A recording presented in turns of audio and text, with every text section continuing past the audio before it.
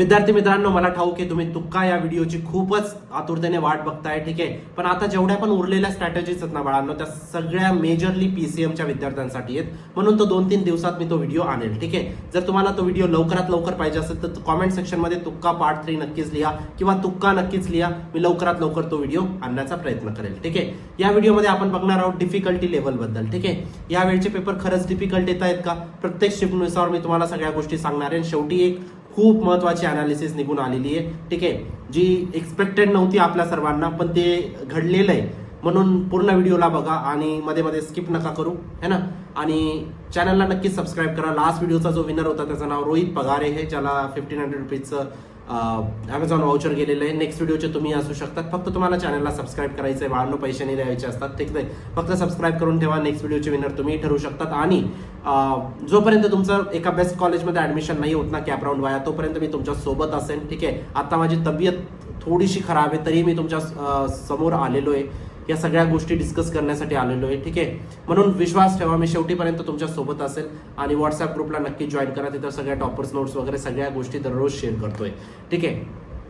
बघूया आता paper difficulty level बद्दल 9 एप्रिल पासून तर 12 एप्रिल पर्यंत, ठीक आहे. जर 9 एप्रिलचं बोलायला गेलं तर ओव्हरऑल जर शिफ्ट जी होती ती तुमची मॉडरेट आलेली होती. ओव्हरऑल शिफ्ट तुमची मॉडरेट होती, ठीक आहे.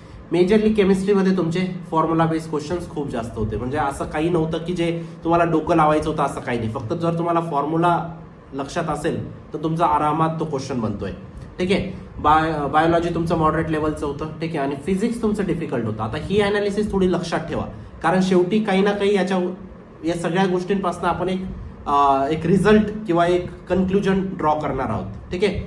तर तुमची ओव्हरऑल शिफ्ट मॉडरेट होती. आता मॉडरेट शिफ्ट म्हणजे काय रे बाळांनो, मॉडरेट शिफ्ट म्हणजे मी तुम्हाला एक छोटंसं अनालिसिस देतो. जर तुमची शिफ्ट डिफिकल्ट आहे ना, फॉर एक्झाम्पल मी तुम्हाला इन डिटेल ही गोष्ट आधीच एक्सप्लेन करून देतो, म्हणजे तुमच्या नंतरच्या गोष्टी तुम्हाला क्लिअर असतील. बघा, जर सपोज तुमचे 100 मार्क आले, 100 मार्कांवरती सपोज मॉडरेट शिफ्टमध्ये तुमचे 90% बनत आहे. ही कोणत्या शिफ्टची गोष्ट करतोय मी, मॉडरेट शिफ्टमध्ये 100 मार्कांवरती 90% बनत आहे. फॉर एक्झाम्पल त्याच जागेवरती जर तुमची शिफ्ट इझी असेल, तुम्हाला 90% पाडण्यासाठी इथं 110 मार्क स्कोर करावे लागतील. त्याच जागेवरती जर तुमची शिफ्ट डिफिकल्ट राहिली तर तुम्हाला 90% पाडण्यासाठी इथं फक्त 90 स्कोर करावा लागेल.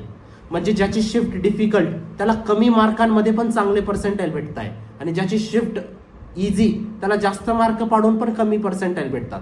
हे अनालिसिस तुम्हाला लक्षात ठेवायचं आणि दरवर्षी असंच होतं. आणि हे सीईटी सेलनेस म्हणजे सांगितलेलं आहे, शिफ्ट डिफिकल्ट राहिली तर तुमचे कमी मार्कांवरती पण जास्त पर्सेंटाईल येतात. क्लिअर आहे गोष्ट. तर आता मॉडरेट शिफ्ट होती, ठीक आहे. म्हणजे तुमचे नॉर्मल जे पर्सेंटाईल असतात तेवढेच येतील. जर मी 9 एप्रिलची सेकंड शिफ्ट बद्दल बोलायला झालं तर शिफ्ट इझी होती, इझी टू मॉडरेट, म्हणजे आपण याला इझी कन्सिडर करू शकतो, ठीक आहे. याच्यात जे फिजिक्स होतं ते फिजिक्स तुमचं मॉडरेट होतं, केमिस्ट्री तुमचं इझी होतं, बायोलॉजी तुमचं मॉडरेट होतं. आता शिफ्ट इझी आहे, इझी म्हटल्यानंतर तुम्हाला जास्त मार्क पाडावे लागतील बाळांनो, तरच तुमचे जे पर्सेंटाईल येतील 99%साठी तुम्हाला थोडे जास्त मार्क पाडावे लागतील. समजली गोष्ट, ठीक आहे. इझी, मॉडरेट, मीडियमचा डिफरन्स समजला ना तुम्हाला. आता बघा, मॅक्झिमम सिमिलर क्वेश्चन आहेत ना, आता जेवढे पण पेपर झाले maximum similar question mock test मधूनच येत आहे बाळांनो, ठीक आहे. असं नाही की सेम टू सेम येणार. सेम टू सेम कोणीच पेपर प्रेडिक्ट नाही करू शकत बाळांनो, कारण मी सीईटी सेलमध्ये काम नाही करत आहे, है ना. पण असे प्रश्न टाकलेत मॉक टेस्टमध्ये जे सतत सीईटी सेलचे पॅटर्न आहे विचारण्याचे, आणि तेच प्रश्न यावेळेस पण विचारले जात आहे. म्हणून नक्कीच एनरोल करा मॉक टेस्टमध्ये, ठीक आहे. लवकरच बॅच क्लोज होते, लगेच एनरोल करा. लिंक डिस्क्रिप्शन बॉक्समध्ये टाकली, सगळे IITian टीचर्स द्वारा बनवले आहेत, ठीक आहे. आणि सगळे सिमिलर क्वेश्चन त्याच कारणाने येत आहे. आता 11 एप्रिलच्या शिफ्ट बद्दल बोलायला झालं, 10 एप्रिलला तुमचं नव्हता, ठीक आहे. आता 11 एप्रिलच्या शिफ्ट बद्दल बोलायला झालं तर इझी शिफ्ट होती तुमची, ठीक आहे. फिजिक्स तुमचं मॉडरेट होतं, पण ही अनालिसिस थोडीशी लक्षात ठेवा, शेवटी तुम्हाला काही ना काही गोष्ट समजणार आहे. केमिस्ट्री तुमचं इझी होतं, बायो तुमचं इझी होतं, ठीक आहे. बायोमध्ये पण यावेळेस खूपच म्हणजे असे HSCच्या बुकच्या बाहेरचा एकही प्रश्न नव्हता, आणि लाईन बाय लाईन विचारलेलं आहे. जर तुमचं लाईन बाय लाईन माहिती आहे ना तुम्हाला बायोलॉजी, तर तुमचं आरामात बायोलॉजीमध्ये फुल मार्क्स होऊ शकतात.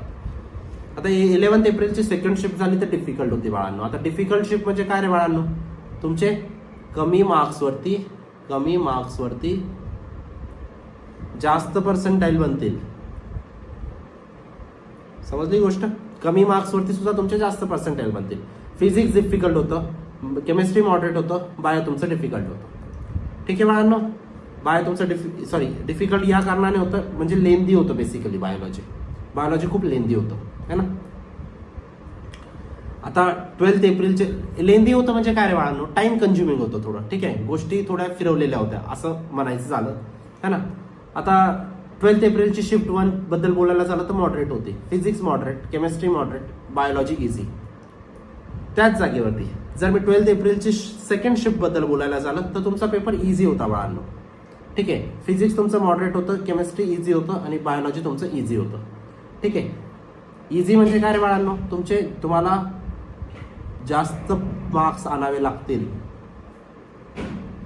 जास्त मार्क्स तुम्हाला आणावे लागतील तेव्हाच तुमचे पर्सेंटाईल चांगले येतील. आता ओव्हरऑल एक अनालिसिस निघून आली बघा. आता एवढे सगळे पेपर मी तुम्हाला दाखवतो. 9 एप्रिलचा हा पहिला पेपर, फिजिक्स डिफिकल्ट. 9 एप्रिलचा दुसरा पेपर, फिजिक्स मॉडरेट. 11 एप्रिलचा पहिला paper, physics moderate, physics difficult, physics moderate, physics moderate. म्हणजे फिजिक्स तुमचं मॉडरेट टू टफच येत आहे. ठीक आहे, ही अनालिसिस तुम्हाला समजावी लागेल. फिजिक्सकडे तुम्ही फोकस करा बाळांनो, फिजिक्सवरती तुम्हाला फोकस द्यावा लागेल. बोर्ड्समध्ये पण यावेळेस फिजिक्स तुमचं थोडं टफच आलेलं होतं, ॲग्री करताना तुम्ही बाळांनो है ना. आणि यावेळेस सीईटी मध्ये सुद्धा फिजिक्स थोडंसं तुमचं टफच आलेलं आहे बाळांनो. ठीक आहे, म्हणून फिजिक्सवरती थोडासा तुमचा फोकस जास्त असू द्या. कारण ह्यावेळेस काय असेल माहिती आहे का, फिजिक्स तुमचं रँक डिसाइडिंग होऊ शकतं. तुम्ही बाकीच्यांपेक्षा पुढे कसं जाणार, कारण ही परीक्षा कोणती आहे बाळांनो, कॉम्पिटिटिव्ह एक्झाम आहे. काही कॉम्पिटिटिव्ह एक्झाम आहे. कॉम्पिटिटिव्ह म्हणजे बाकीच्यांपेक्षा तुम्हाला कॉम्पिटिशनमध्ये पुढे जायचंय है ना. म्हणजे कॉम्पिटिटिव्ह एक्झाम मध्ये बाकीच्यांपेक्षा पुढे तुम्ही केव्हा जाणार, जो बाकीच्यांचा वीक पॉईंट आहे तो जर तुमचा स्ट्रॉंग पॉईंट बनला तेव्हा तुम्ही बाकीच्यांपेक्षा पुढे जाणार बाळांनो. ही गोष्ट ज्याला समजली त्याला या पूर्ण व्हिडिओचं सार समजून गेलं. म्हणून फिजिक्स टफ येतोय, फिजिक्सकडे तुम्हाला खास लक्ष द्यावं लागेल बाळांनो. ठीक आहे, फिजिक्सचे फिक्स क्वेश्चन्स वरती एक व्हिडिओ येणार आहे. जर तुम्हाला फिक्स क्वेश्चन हवे असतील तर कॉमेंट सेक्शन मध्ये फिक्स क्वेश्चन पण टाईप करा. फिक्स क्वेश्चन मध्ये मी काय सांगणार आहे, जे रेग्युलर पॅटर्न आहे सीईटीचा प्रश्न विचारायचा, की ते प्रश्न तर सीईटी विचारते, अशा प्रश्नांची एक यादी करून मी तुम्हाला तो व्हिडिओमध्ये सांगेन. तुम्हाला हवा आहे का तो व्हिडिओ? हवा असेल तर कॉमेंट सेक्शन मध्ये नक्कीच सांगा रे बाळांनो. केमिस्ट्री बद्दल बोलायला झालं, केमिस्ट्री आणि बायो इझियर साईडवरती आहेत. केमिस्ट्री तर इझीच आहे, प्रत्येक पेपरमध्ये इझी मॉडरेट. कारण केमिस्ट्रीमध्ये सगळे, यावेळी मी पण पेपर बघितले बाळांनो, सगळे पेपर फॉर्म्युला बेस होते. सगळे पेपर फॉर्म्युला बेस येत आहे. ऑर्गॅनिक आणि इनऑर्गॅनिक HSCच्या बुकच्या बाहेरचं काहीच येत नाही बाळांनो. लाईन बाय लाईन तिथूनच विचारताय. आणि बायोलॉजी सुद्धा. ठीक आहे, बायोलॉजी काही पेपरमध्ये लेंदी आहे, पण असं नाही की ऍप्लिकेशन बेस नाही आहे काही है ना. जर फिजिक्स बद्दल बोलायला झालं, थोडेसे क्वेश्चन ऍप्लिकेशन बेस विचारताय त्यांना, डायरेक्ट फॉर्म्युला बेस क्वेश्चन आहेत पण थोडेसे कमी आहेत. ही गोष्ट तुम्हाला समजवायला लागेल. हे व्हिडिओचं सार आहे बाळांनो. ही समजलं तुम्हाला है ना. पण एक गोष्ट आता लक्षात ठेवा बाळांनो, 95% जर तुम्ही 0 प्रिपरेशन केली ना आतापर्यंत, 0 प्रिपरेशन, तरी तुम्ही 95% पर्यंत पोहोचू शकतात. जर तुम्ही 20-30% बी प्रिपरेशन केली ना तरी तुम्ही 99 पर्यंत पोहोचू शकतात. सिस्टमॅटिक वे मध्ये अभ्यास करा. ठीक आहे, फिजिक्सला तुम्हाला थोडंसं ऍप्लिकेशन बेस, थोडंसं तुम्हाला आहे ना कॉन्सेप्च्युअल लेक्चर्स थोडे जास्त बघा. केमिस्ट्रीसाठी HSCच्या बुकच्या बाहेरचं काहीच येणार नाही आणि मॅथ्ससाठी बायोलॉजी साठी सुद्धा HSCच्या बुकच्या बाहेरचं काही येणार नाही. आता मॅथमॅटिक्सचे जे पेपर देणार आहेत त्या बाळांसाठी तुम्ही एक लक्षात ठेवा बाळांनो, मॅथमॅटिक्समध्ये मॅक्झिमम गोष्टी कॅल्क्युलस खूप जास्त भरून येईल. ठीक आहे, मागच्या वेळेस पण मी विद्यार्थ्यांना बोललो होतो, पण विद्यार्थी असे झाले आहेत ना की आम्हाला जर कॅल्क्युलस येत नाही ना म्हणजे आम्हाला तो व्हिडिओज बघायचा नाही, मी त्यांचा दुश्मन बनून जातो. जर मी कॅल्क्युलस बद्दल काही बोलायला गेलो, जर मी बोललो की डिफरन्शिएशन पूर्ण भरून येतं, इंटिग्रेशन पूर्ण भरून येतं, विद्यार्थ्यांना चांगलं नाही वाटत ती गोष्ट मी बोलताना. ते मग माझे व्हिडिओ बघणं स्किप करतात की नाही आपल्यासारखं नाही बोलत आहे सर है ना. अरे बाळांना, तुम्हाला रियालिटी सांगतोय मी है ना. तुम्हाला खोट्या गोष्टी सांगून मला सांत्वना नाही द्यायची की तुम्ही फक्त मॅट्रायसेस करा, तुम्ही फक्त मॅथमॅटिकल लॉजिक करा, इझी चॅप्टर करून जा. अरे बाळांनो, इझी चॅप्टर करून त्याच्यातले प्रश्न किती विचारतात हे पण बघा ना रे बाळांनो. किती विचारलेत त्याच्यातून प्रश्न. तुमचे इझी चॅप्टर तुम्ही करूनही गेले, 5-10 प्रश्नांसाठी तुम्ही इझी चॅप्टर करून जाताय. त्याचऐवजी जर तुम्ही डिफिकल्ट चॅप्टर केले तर तुमचा पुरा पेपर कव्हर होतोय त्याच्यात. थोडंसं सिस्टमॅटिक मध्ये विचार करा. मी तुमच्याच फायद्यासाठी गोष्टी सांगतोय बाळांनो. ठीक आहे, आणि विश्वास ठेवा मी शेवटीपर्यंत तुमच्या सोबत असेल. कमेंट नक्कीच करा तुक्का पार्ट 3. तुक्का पार्ट 3 म्हणजे गेसिंग स्ट्रॅटेजीज आहेत बाळांनो, त्याच्यामुळे तुम्हाला खूप फायदा होणार आहे. ठीक आहे. आणि मॉक टेस्टमध्ये नक्कीच रजिस्टर करा. आता मी क्रॅश कोर्ससाठी तुम्हाला जास्त पुश नाही करत आहे. मला माहिती आहे की या प्रसंगी एवढ्या सगळ्या गोष्टी वाचणं थोडंसं डिफिकल्ट असतं किंवा लेक्चर्स बघणं थोडं डिफिकल्ट असतं. यावेळी तुम्हाला प्रॅक्टिस मॅक्झिमम क्वेश्चनची तुम्हाला प्रॅक्टिस करायची आहे. आणि व्हॉट्सअप ग्रुपला लगेच जॉईन करा बाळांनो आणि चॅनलला नक्कीच सबस्क्राईब करून ठेवा. भेटतो मी तुम्हाला नंतरच्या व्हिडिओमध्ये. तोपर्यंत बाय, टेक केअर, थँक्यू.